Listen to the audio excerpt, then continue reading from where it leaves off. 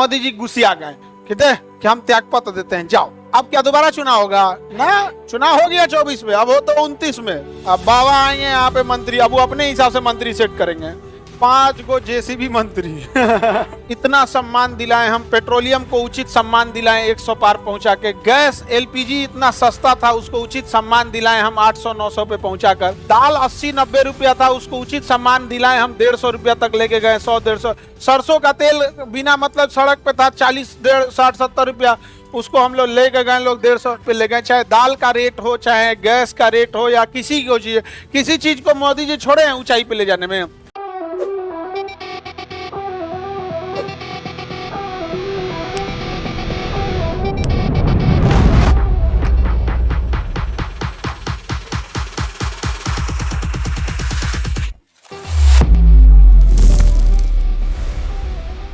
मंत्रिपरिषद में कितने मंत्री होंगे कौन डिसाइड करेगा? प्रधानमंत्री।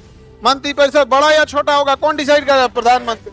यदि प्रधानमंत्री की मृत्यु या त्यागपत्र हो जाती है तो सभी मंत्रियों को उनके पद से हटा दिया जाता है, लेकिन दोबारा चुनाव नहीं होता है। उन्हीं जीते गए नेताओं में से कोई दूसरे को प्रधानमंत्री बना दिया जाता है।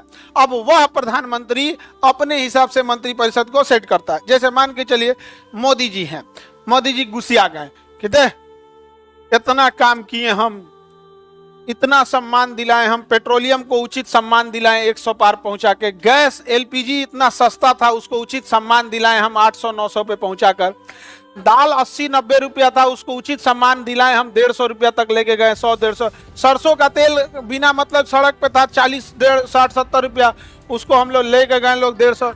इतने लोगों को ऊंचाई पर ले गए, इतने लोगों को ऊंचाई पे ले गए, चाहे दाल का रेट हो, चाहे गैस का रेट हो, या किसी चीज को मोदी जी छोड़े हैं ऊंचाई पे ले जाने में।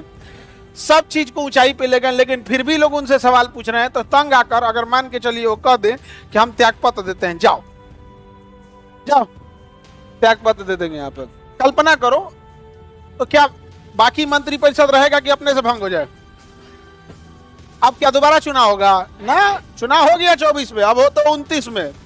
अब फिर कोई राष्ट्रपति किसी प्रधानमंत्री को नियुक्त करेगी, जैसे अमित शाह को अब नियुक्त कर दी, किसे? अमित शाह को। लेकिन फिर भी कोई फर्क नहीं, योगी जी को मान के किसको नियुक्त कर दी? योगी। अब बाबा आएंगे यहाँ पे मंत्री, अब वो अपने हिसाब से मंत्री सेट करेंगे। 5 गो जेसीबी मंत्री नहीं समझ में आ गया? कुर्सी उर्सी हटाओ, हम जेसीबी में बैठेंगे नहीं समझ में आ गया? बुलडोजर ले आओ, वही में बैठे जाएगा आप, तो अपने हिसाब से सेट करेंगे। नहीं समझ में आ गया? यूपी पुलिस को योगी जी ने खुला छूट दे रखा है, अगर कोई क्राइम कर रहा है मारो उसको। सड़क पे क्राइम किया है, सड़क पे मारो। अब पब्लिक को यह पता चलना चाहिए कि तुम ही मारे हो, बाद में बोलना गाड़ी पलटी है। पब्लिक को ये पता होना चाहिए। यहाँ पे जैसे क्रिमिनल जानबूझ के करते हैं ना, वैसे वहां पे बहुत मुश्किल है ना उसे। यूपी 22-24 करोड़ जनसंख्या, संभालना आसान चीज है जी।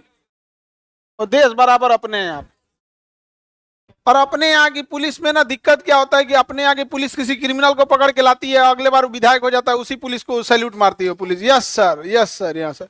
पुलिस का मनोबल गिर जाता है, कहता है कि जब जनता के लिए हम लड़ें, हम अपनी जान जोखिम में डालें, हम तो क्रिमिनल को नहीं भी पकड़ेंगे, पुलिस वाला क्या सोचेगा? क्रिमिनल को नहीं भी पकड़ेंगे उसको सैलरी तो मिलेगा ही। इतना मुश्किल से उसका फोन ट्रैप करके, उसके खिलाफ सबूत जुटा के, खुलेआम उससे दुश्मनी लेके, उसके घर जाके अरेस्ट करके लाएगा, कोर्ट में रखेगा, वो विधायक बन जाएगा। तो पुलिस वालों को क्या लगेगा कि किस जनता के लिए कर रहे थे? कौन सी जनता के लिए? वही जनता जो खाली चिल्लाएगी यहाँ पर।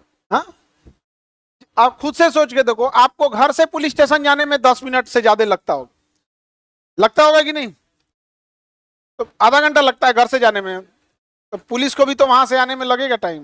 हेलीकॉप्टर लेके रखेगा वो, है ना? रखेगा तो होता है।